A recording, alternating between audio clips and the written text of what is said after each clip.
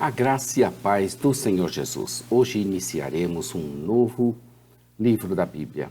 Abra aí a sua Bíblia na primeira epístola de João. Vamos ler o primeiro capítulo, vamos estudá-lo, vamos ver esse livro com a ajuda do Espírito Santo de Deus. Eu sou o pastor Daniel Deusdete, da Igreja Os Semeadores, localizada na QNA 30, lote 7, na Avenida Comercial Norte, em Taguatinga Norte, Brasília, Distrito Federal.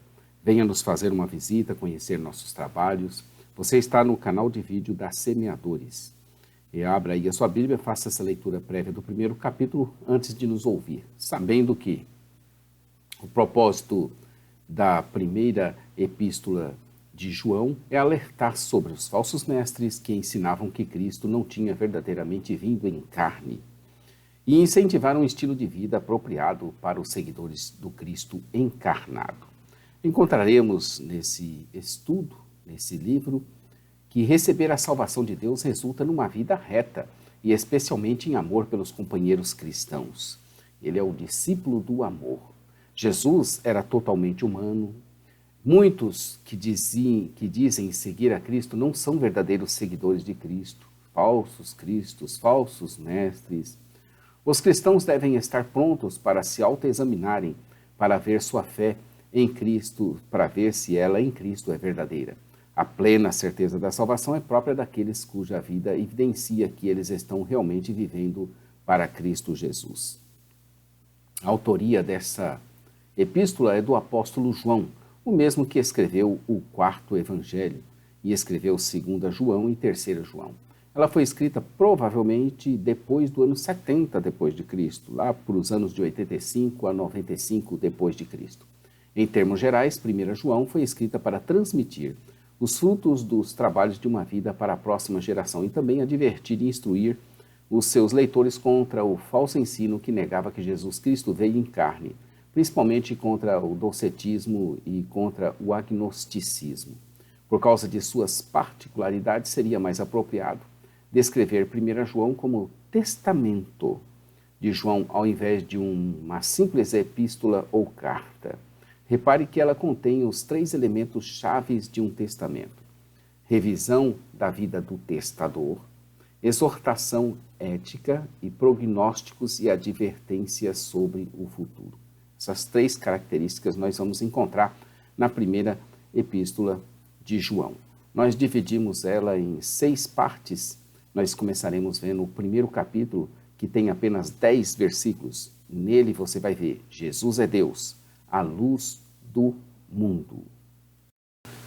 Neste capítulo veremos que Jesus está sempre atento às nossas vidas, interessa-se por nós e toma a iniciativa de nos encontrar, a fim de nos anunciar a sua palavra. Aqueles que são dele o ouvirão e o obedecerão. Os demais, infelizmente, rejeitarão. Veremos aqui nesse capítulo que Deus é luz e que nele não há trevas alguma. E assim, por ser luz, a comunhão resplandece e conseguimos nos relacionar com ele exercitando o perdão. A primeira parte é o prólogo, vai dos versos 1 ao 4. João testemunhou a respeito da realidade da encarnação de Jesus que ele tinha visto diretamente, na esperança de que seus leitores reafirmassem essa verdade essencial do Evangelho: a encarnação. João iniciou o seu escrito fazendo um resumo dos acontecimentos importantes da sua vida e do seu ministério cristão. Jesus Cristo foi o ponto principal da sua vida. João era uma das testemunhas escolhidas que foram privilegiadas por terem visto, ouvido e tocado alguém que existiu desde o início, o Filho de Deus, cuja comunhão eterna com o Pai estava sendo agora estendida a outras pessoas. Grande privilégio e honra do apóstolo João. A expansão dessa comunhão ocorre por meio das proclamações de João e dos apóstolos. Isso é feito por meio da própria escrita de 1 João, que convida seus leitores a receberem essa proclamação e a se alegrarem por ela. Falando em privilégio, Judas também teve esse grande privilégio, diferença de comportamento. Judas acabou perdendo a sua vida em suicídio, acabou indo para outros caminhos, enquanto João se manteve firme, apesar de tudo. João sempre gostou de falar de Cristo, começando no princípio, desde a criação, desde os primórdios. Assim, esse versículo repete João 1:1, o qual repete de Gênesis 1:1. Ambas as passagens realçam a encarnação como um acontecimento tão importante quanto a própria criação, pois foi no começo, o começo de uma nova criação, a recriação dos céus e da terra. Esses verbos vívidos e sensoriais, ouvido, visto, contemplamos, apalpamos, defendem a realidade da natureza humana de Cristo contra a especulação docética de que Jesus não era totalmente humano. O que era desde o princípio, o que ouvimos, o que vimos com os nossos olhos, o que contemplamos e nossas mãos apalparam.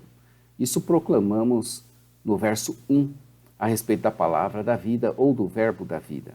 O termo da proclamação de João é Jesus, a palavra encarnada. João proclamou também a mensagem sobre a vida eterna concedida por Jesus. Esses verbos visto e ouvido, no pretérito perfeito, referem-se às palavras ditas anteriormente em dos versos 1 e 2, e enfatizam que a proclamação de João era sobre Cristo, o Cristo encarnado. O testemunho de João é convincente e muito forte. A vida se manifestou. Nós a vimos e dela damos testemunhos e proclamamos a vocês a vida eterna, que estava com o Pai e nos foi manifestada. É muito simples. Ele dá o testemunho, ele é a testemunha, ele fala do que viu, ouviu, tocou, manifestou e pede, em função disso, que demos crédito a ele. A vida se manifestou para ter comunhão conosco. Houve um propósito claro nisso tudo. E ele foi movido pelo amor. Na verdade, mesmo a vida estava nele, e ele era a vida e a luz que dá vida aos homens. Somente por ouvir e crer na proclamação do Evangelho era possível que alguém tivesse comunhão com João e com os outros apóstolos. Participar dessa comunhão era tão importante porque os apóstolos haviam desfrutado de uma relação íntima com o Pai e seu Filho. O relacionamento com o povo de Deus não pode ser separado do relacionamento com Deus. Ambos são possíveis somente por meio da crença no Evangelho. Por isso é que nós proclamamos, verso 3, e devemos mesmo abrir nossas bocas sobre o que vimos e ouvimos, para que os outros também tenham comunhão conosco. Nossa comunhão é com o Pai e com seu Filho Jesus Cristo. E não devemos ter medo. Vamos dar testemunho e os que são de Deus vão nos ouvir com certeza.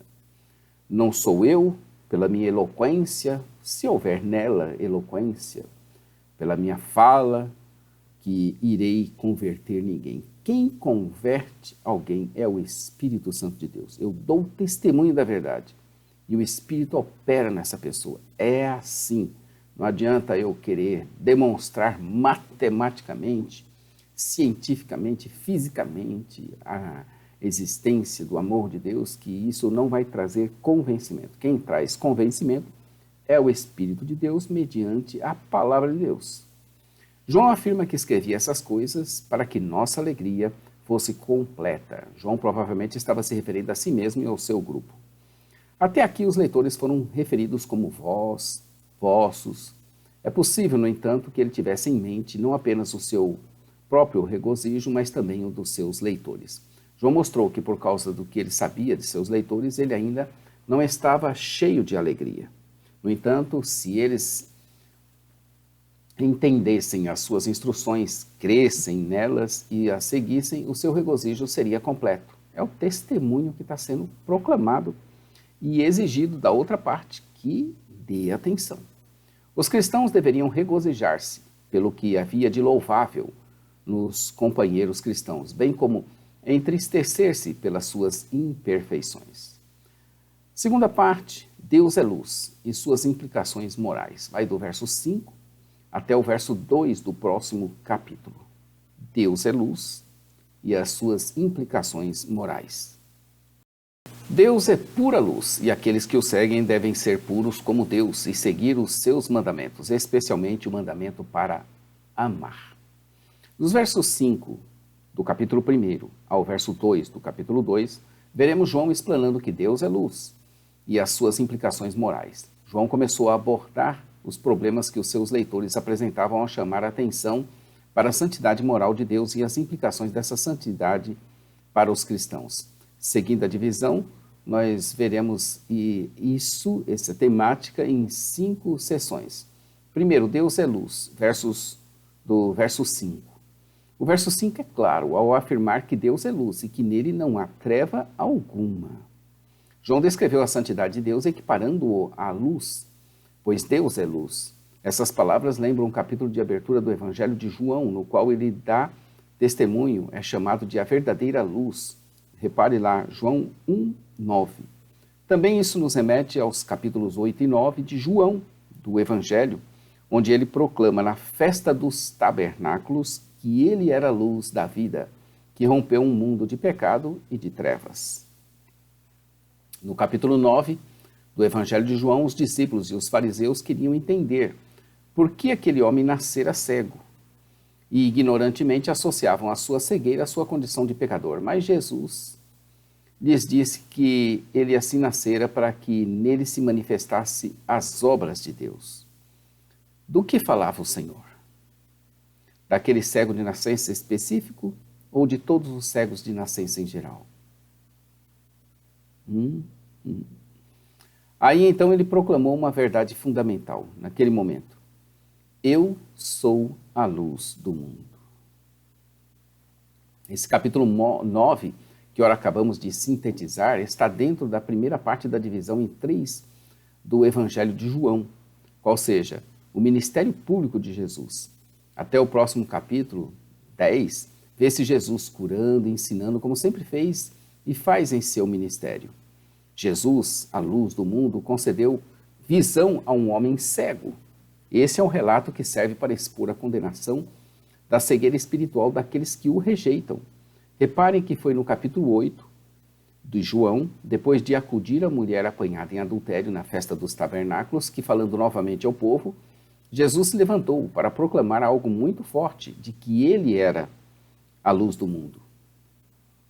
Durante aquela festa dos tabernáculos, velas eram acesas durante a celebração e simbolizavam a coluna de fogo que conduziu os israelitas pelo deserto. Sem dúvida, a festa representava esse fato, uma vez que Jesus é a luz simbolizada na coluna de fogo. Ele é a presença gloriosa de Deus que os israelitas viram no deserto. Essa declaração é muito interessante e equivale a afirmar a sua divindade, pois somente Deus é identificado como a luz. As palavras eu sou relembram Êxodo 3:14, que está lá em João 6:35. E quando ele diz que quem o segue terá a luz da vida, Jesus estava se referindo claramente à sua realidade espiritual. Quando ele diz que era a luz do mundo, ele estava afirmando a segunda ou terceira ocorrência de 7 no total, relacionada ao eu sou presente no Evangelho de João. Ele estava relembrando as palavras de Êxodo 3:14. E diz assim, e disse Deus a Moisés, eu sou o que sou. Disse mais ainda, assim dirás aos filhos de Israel, eu sou, me enviou a vós. Então ele estava relembrando isso. E desse modo constituindo assim uma afirmação explícita da sua própria divindade.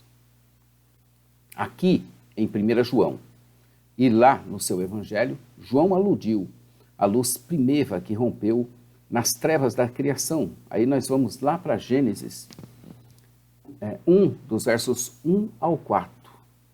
Nessas passagens, as trevas representam o pecado e a morte, e a luz, a bondade e a vida, e não há nele, em Deus, em Cristo, treva nenhuma. Embora a luz seja associada com a glória de Deus,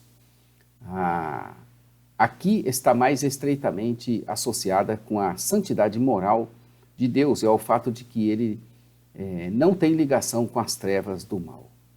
Há um artigo teológico na Bíblia de Estudo de Genebra, em Ezequiel 1, que você pode ler lá, a glória de Deus. Vale a pena você tomar conhecimento desse artigo teológico. Você adquire a Bíblia de Estudo de Genebra, aqui conosco, na nossa livraria Os Semeadores, em Ezequiel 1. Vamos lá dar uma olhadinha, Ezequiel 1, para ver esse artigo teológico A Glória de Deus. Só um instantinho, enquanto a gente localiza aqui, Ezequiel 1. Estamos pertinho aqui. Pronto, já achei Ezequiel. Aqui, só pegar o primeiro capítulo. Nós vamos ver esse artigo teológico. Aqui. Pronto, já localizei aqui. Ezequiel 1. A glória de Deus. Esse é o artigo, né? Quem é glorificado? Aqui está o artigo teológico em Ezequiel 1. Você pode ver aí, ó. Livro de Ezequiel, capítulo 1. E aqui está o artigo teológico sobre a glória de Deus. Vale a pena você dar uma olhadinha, você conferir. Você encontra a Bíblia de Estudo de Genebra em www.ossemeadores.com.br. Deus é perfeito, inteiramente sem pecado. E seu povo deveria buscá-lo por essa mesma qualidade. Vivendo na luz, a partir do verso 6 até o verso 2 do capítulo 2, a seção B. A afirmação de João de que Deus é luz apresenta uma base para a sua visão de que os verdadeiros cristãos caminham na luz de Deus ao se esforçarem para ser santos, assim como Deus é. A partir do verso 6 até o verso 10, ele, João, inicia uma série de conjecturas sobre o se isso, então aquilo. Se isso, então aquilo. Então vamos lá. Se afirmarmos que temos comunhão com ele, mas andamos nas trevas, mentimos e não praticamos a verdade. João contrastou em termos absolutos duas maneiras opostas de viver. O verbo grego traduzido como andarmos sugere que ele tinha em mente exemplos comuns da vida ou estilos de vida consistentes. Caminhar na luz não significa perfeição ou impecabilidade, pois que todos pecam. Verso 8 e 10. E até mesmo aqueles que caminham na luz pecam, quando os objetivos e os padrões de suas vidas extraviam-se pelos caminhos das trevas. Mas nós levantamos e continuamos a nossa caminhada. O outro se porém andarmos na luz, como ele está na luz, então aí temos comunhão uns com os outros, e o sangue de Jesus, seu Filho, nos purifica de todo pecado. É por isso que João advertiu seus leitores contra o pecado. Os verdadeiros cristãos são libertos do domínio ou da dominação do pecado, mas não de suas influências. Há outro artigo teológico em Tito 3 que fala da santificação. Recomendamos também que você faça essa leitura. Como João enfatizou ao longo de toda a sua carta, um relacionamento correto com Deus por meio do sangue de Cristo está intimamente ligado à comunhão com outros cristãos. Aqueles que são perdoados dos seus pecados viverão na comunhão e no amor com outros que também foram perdoados. Amor, luz, comunhão, relacionamento, pecado e perdão estão vivamente presentes em 1 João. A gente pode ver isso.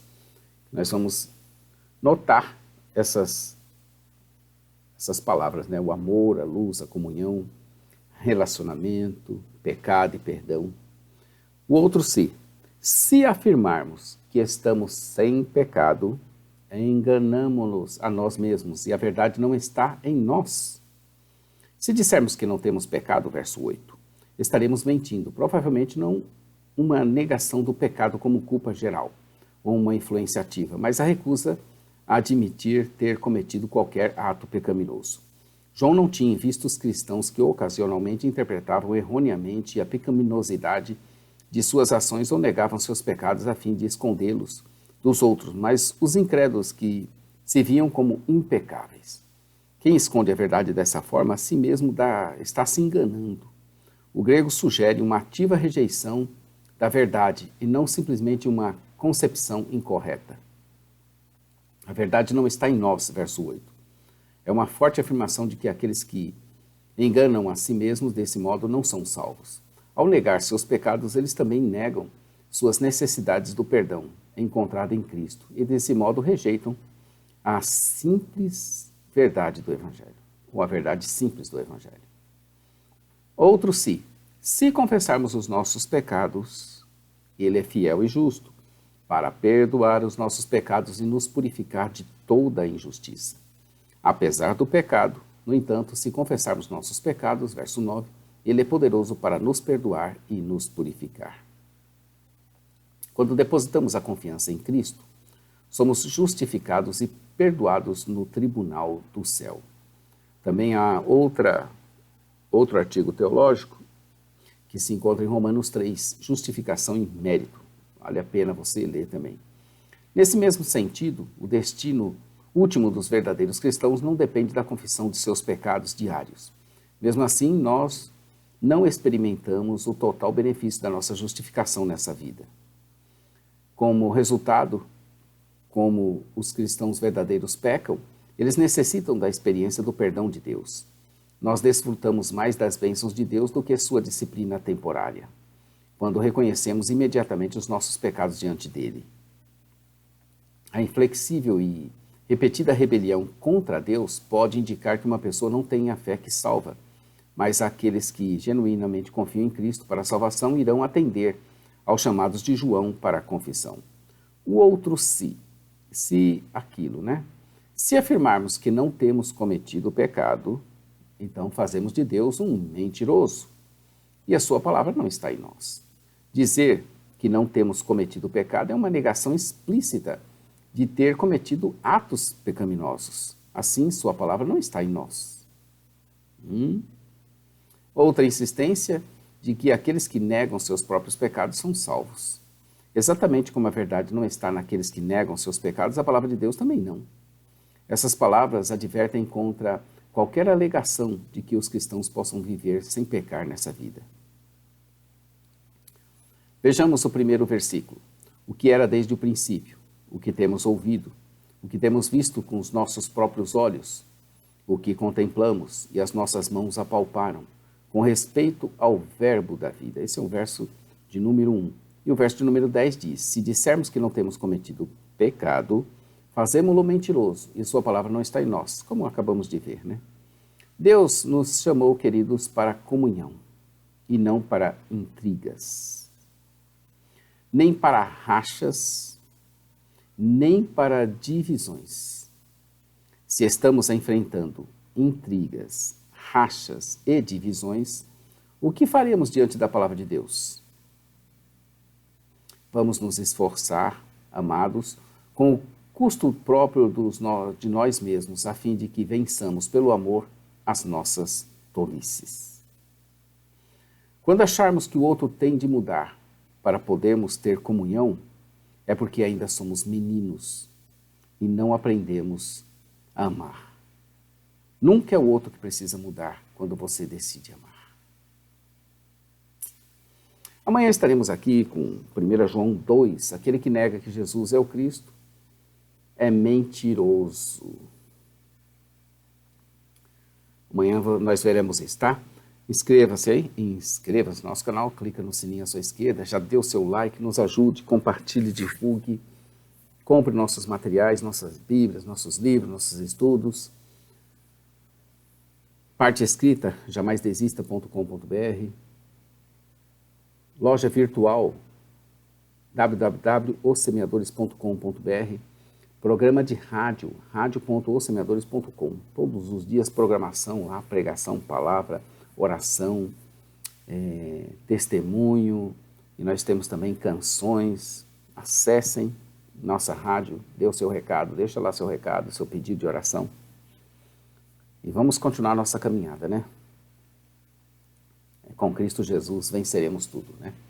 Maranata, ora, ora, vem, Senhor Jesus. Deus abençoe a sua vida, a sua família e o seu ministério em nome de Jesus. Amém.